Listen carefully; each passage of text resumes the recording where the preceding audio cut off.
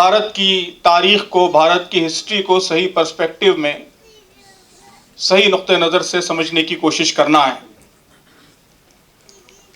History, اتہاس، تاریخ یہ کسی بھی راشٹر کے لیے، کسی بھی قوم کے لیے بڑی اہمیت کی حامل ہوتی ہے۔ کہا جاتا ہے کہ ہر راشٹر دو بار جیتا ہے، ایک بار واستوکتا میں، ریالٹی میں، اور ایک بار میموری میں، یادوں میں۔ اور جو ریالٹی کا جیون ہوتا ہے وہ میموری کے جیون کو فالو کرتا ہے۔ جیسی آپ کی یادیں ہوں گی ویسی آج کی ریالٹی ہوگی۔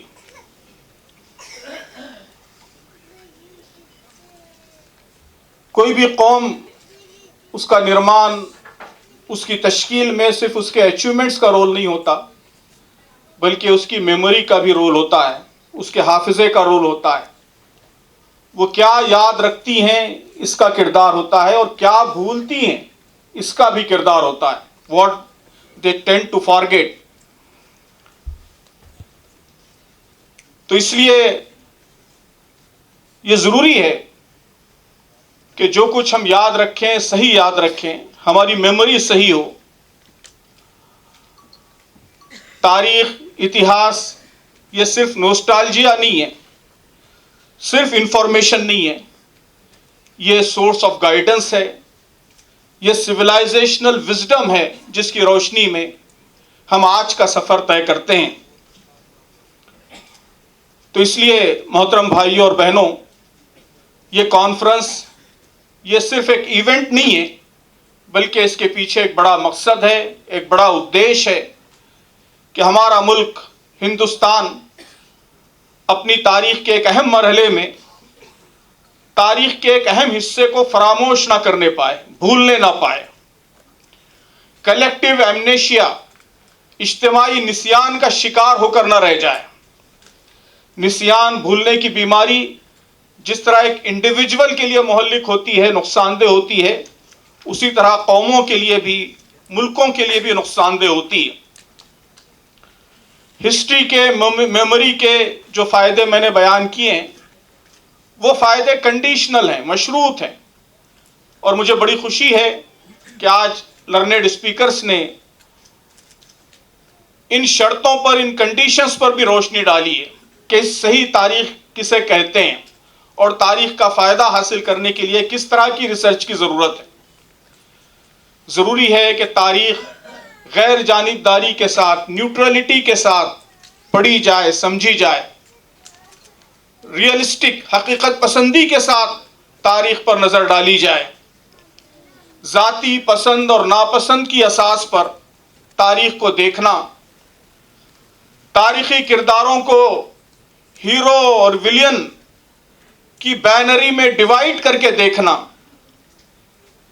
ان ساری چیزوں سے تاریخ کو، ہماری میموری کو نقصان پہنچتا ہے۔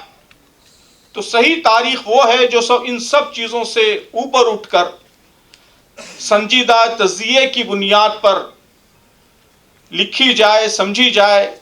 وہی صحیح معنوں میں سورس آف گائیڈنس، ہمارے لیے رہنمائی کا سرچشمہ بن سکتی۔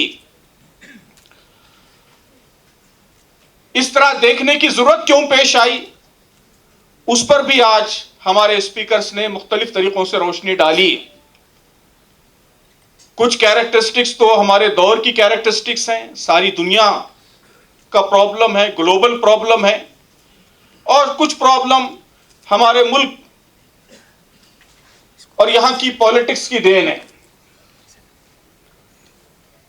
جہاں تک گلوبل سچویشن کا تعلق ہے، یہاں بات آئی کہ ہم ایک ایسے دور میں سانس لے رہے ہیں جس میں سچ اور جھوٹ کا فرق یہ کم سے کم ہو گیا ہے، منیمم ہو گیا ہے۔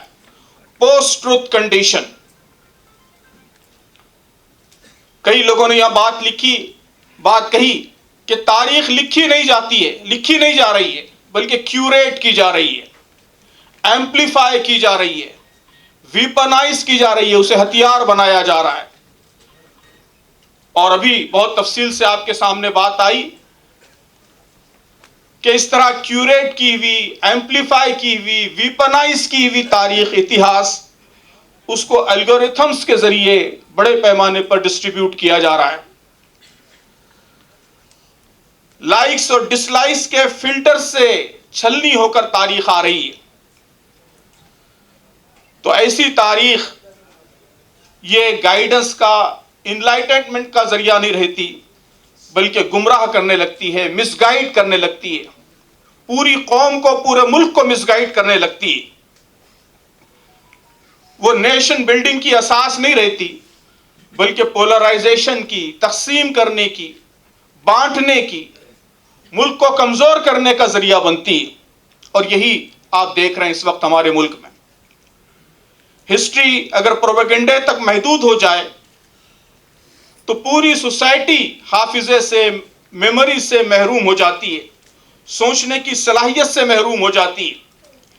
اس لیے ہم یہ سمجھتے ہیں کہ تاریخ کا سنجیدہ مطالعہ، سنسیئر اسٹڈی، سچائی کی تلاش، ہسٹوریکل فیکٹس کی ریئلٹی کی تلاش، یہ ہر شہری کی، ہر ناگرک کی ذمہ داری ہے، اس کا فریضہ ہے.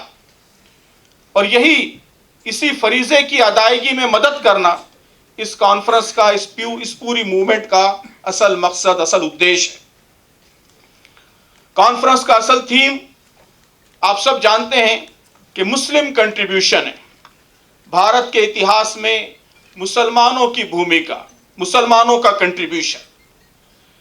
اس لیے کہ ہم سمجھتے ہیں کہ یہی ایشو سب سے زیادہ پرابلمیٹک ہے، سب سے زیادہ مسائل کا شکار ہے. تاریخ کا بگاڑ جو کچھ لکھا جا رہا ہے اسی تک سیمت نہیں ہے، بلکہ جو کچھ چھوڑا جا رہا ہے، اومٹ کیا جا رہا ہے، اس کے ذریعے بھی تاریخ مسخ کی جا رہی ہے. کہا جاتا ہے کہ ریالٹی کو ڈسٹارٹ کرنے کے 3 طریقے ہوتے ہیں: ڈیلیشن، ڈسٹورشن اور جنرلائزیشن. کہ حقائق کو ڈیلیٹ کر دینا، میموری سے غائب کر دینا، یہ بھی حقائق کو مسخ کرنے کا ایک طریقہ ہے. دوسرے ڈسٹارٹ کرنا، چیزوں کو بگاڑ کر پیش کرنا. اور تیسرے جنرلائزیشن، کہ کوئی حقیقت ہے اس کو جنرلائز کر کے اصول بنا دینا، اسٹیریوٹائپ کرنا، یہ بھی حقیقت کو بگاڑنے کا ایک ذریعہ ہے.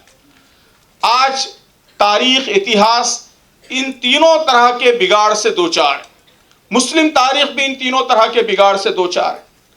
تاریخ کا ایک بڑا حصہ ڈیلیٹ کیا جا رہا ہے ہمارے درسی کتابوں سے، ٹیکسٹ بک سے، ڈسکشن سے، ڈسکورس سے، ڈیبیٹ سے، ملک کی کلیکٹیو میموری سے. ڈیلیشن، بڑا حصہ ڈسٹارٹ کیا جا رہا ہے، غلط روپ میں اس کو پیش کیا جا رہا ہے. اس کا سب سے طاقتور میڈیم فلمیں ہیں، فلموں کے ذریعے تاریخ کا ڈسٹورشن. اور میڈیا یہ جنرلائزیشن میں مصروف ہے کہ بہت سے حقائق کو، تاریخ کے کچھ واقعات کو لے کر جنرلائز کر دیا جاتا ہے. کہیں کسی جگہ مندر پر حملے کا کوئی واقعہ ہوا، جنرلائزیشن کے مسلمانوں نے ہر جگہ مندریں توڑی ہیں، مندر توڑ کر مسجدیں بنائی گئی. تو ہم چاہتے ہیں کہ ان سب حوالوں سے تاریخ کو ریوزٹ کیا جائے، مسلم تاریخ کی حقیقت کی طرف، ریالٹی کی طرف ملک کو، ملک کی عوام کو متوجہ کیا جائے.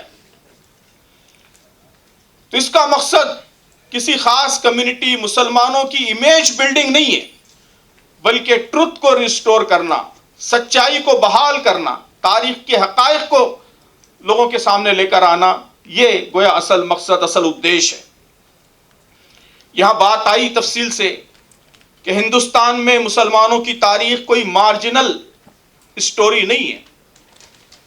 ہندوستان کی تعمیر میں، اس ملک کے نرمان میں اس کا مرکزی کردار ہے، کیندری بھومکا ہے.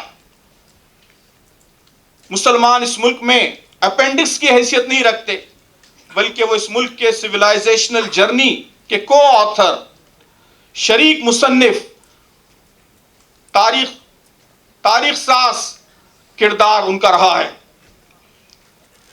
وہ قابض بن کر نہیں آئے، انویڈر بن کر نہیں آئے. بعد میں انگریز جس طرح انویڈر بن کر آئے، مسلمان اس ملک میں انویڈر بن کر نہیں آئے، بلکہ اس ملک کے معمار بن کر آئے. انہوں نے یہاں تباہی نہیں مچائی، لوٹ نہیں مچائی، اس ملک کے ریسورسز کو لوٹ کر دوسرے ملکوں کو منتقل نہیں کیا، بلکہ اس ملک کو ترقی کے، عروج کے عروج کی ایک نئی بلندیوں تک پہنچانے کا مشن لے کر وہ اس ملک میں آئے. آگے کے ڈسکشن سے بات واضح ہوگی, یہاں جو ایگزیبیشن رکھی گئی ہے اس سے بھی بات واضح ہوگی کہ ہندوستان میں مسلمانوں کی سٹوری اصلاً کنیکشنز کی story, connections economic, cultural, intellectual, ہر طریقے سے انہوں نے اس ملک کو باقی دنیا سے کنیکٹ کیا, اس ملک کے مختلف سماجوں کو ایک دوسرے سے جوڑا, ان کے درمیان انٹریکشن کا, ایکسچینج کا, گہرے تعلق کا ایک انوائرمنٹ, ایک ماحول پیدا کیا, اور اسی نے اس ملک کے سویلائزیشن کو عروج کی, ترقی کی نئی بلندیاں عطا کی. اس کانفرنس کا ایک پورا تھیم ہے اوشیانک اسلام. بحر ہند, انڈین اوشین, یہ صرف ایک سمندر نہیں تھا بلکہ مسلمانوں نے اس کو ہائی وے آف آئیڈیاز بنا دیا, آئیڈیاز کا ہائی وے, ایتھکس کا, اخلاق کا ہائی وے, نظریات کا ہائی وے, کو ایگزسٹنس کا راستہ, ایک ایسا ملاپ جہاں پر صرف ٹریڈ روٹس آپس میں آ کے نہیں ملتے بلکہ اعتماد ایک دوسرے پر بحال ہوتا ہے, نیٹ ورکس آ کر کنیکٹ ہوتے ہیں اور ہندوستان باقی دنیا سے, دنیا کے سویلائزیشن سے جڑتا ہے. محترم دوستو, تاریخ کی جب بھی بات ہوتی ہے تو عام طور پر حکمرانوں کی تاریخ کو, رولرز کی تاریخ ہی کو اصل تاریخ سمجھ لیا جاتا ہے. تاریخ کی کتابوں میں بھی ہم دیکھتے ہیں کہ عام طور پر کرونولوجی آف بیٹلز اینڈ سکسیشنز, کون سی جنگ کب لڑی گئی اور کون سا بادشاہ, کون سی امپائر کس سن سے کس سن تک اس نے حکومت کی, اسی کو تاریخ سمجھا جاتا ہے. حالانکہ یہ اصل تاریخ نہیں ہے. اصل تاریخ سماج کی تاریخ, عام انسان کی زندگی کی تاریخ. یہ تاریخ بہت مالا مال تاریخ ہے, بہت رچ ہسٹری. تو آپ اس کانفرنس کے ڈسکشنز کے ذریعے, ایگزیبیشن کے ذریعے, اس کے مختلف ایٹمز کے ذریعے دیکھیں گے کہ مسلمانوں نے یہاں کس طرح کے انسٹیٹیوشنز تعمیر کیے, کس طرح کے نالج کو, کس طرح کے علوم کو, کس طرح کی سکلز کو, کس طرح کے فنون کو یہاں پروان چڑھایا. یہاں جو زبانیں تشکیل پائیں, لٹریچر تشکیل پایا, اس کی کیا, اس میں کس طرح کا کنٹریبیوشن مسلمانوں کا رہا, کیسے اس کو مالا مال کیا. یہاں کے بازار, اخلاق, آداب, ایٹیکیٹس, ٹریڈیشنز, روایات, روزمرہ کی زندگی, ان سب پر اسلام کی تعلیمات اور مسلمان ان کی زندگی, اس نے کیسے اثرات چھوڑے, کیسے اس ملک کے گیسو سنوارے, کیسے یہاں کی زندگی کو نیا حسن, نئی بیوٹی, نئی سندرتا عطا کی. ڈاکٹر شاداب صاحب نے کانفرنس کے کچھ اہم ڈومینز کا تعارف کرایا. ڈومین آف نالج اور ایجوکیشن, کہ مسلمانوں نے بھارت کو گلوبل نالج نیٹ ورک سے جوڑا. اس ملک میں نالج کی, فلسفی کی بہت قدیم روایات رہی ہیں. پراچین بھارت سے ہی یہاں بڑے بڑے فلسفرز گزرے ہیں, لیکن یہاں کا علم و دانش, یہاں کی فکر صرف اسی ملک تک محدود تھی. مسلمانوں نے عباسی دور میں اور اس سے پہلے یہاں کے پنڈت وہاں گئے, درباروں میں گئے, ان کو بلایا گیا, ٹرانسلیشن موومنٹ کے ذریعے, انٹلیکچوئل ایکسچینج کے ذریعے, ٹریڈیشنز کے سنتھیسس کے ذریعے بھارت کا نالج, بھارت کے علوم یہ گلوبلائز ہوئے, ساری دنیا میں عام ہوئے. نالج کا جو گلوبل نیٹ ورک تھا, وہاں سے ہندوستان کے علوم و فنون کا تعلق قائم ہوا. اس سیشن میں تفصیل سے یہ ساری باتیں ہمارے سامنے آئیں گی. Domain of economy and trade,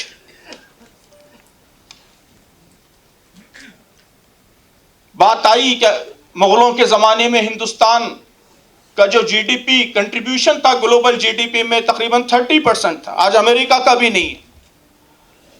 دنیا کے انڈسٹریل پروڈکشن کا 1/3 حصہ ہمارے ملک میں, ہندوستان میں پیدا ہوتا تھا. تفصیل سے بات آئے گی کہ یہ سارا کیسے پاسبل ہوا, کیسے ممکن ہوا.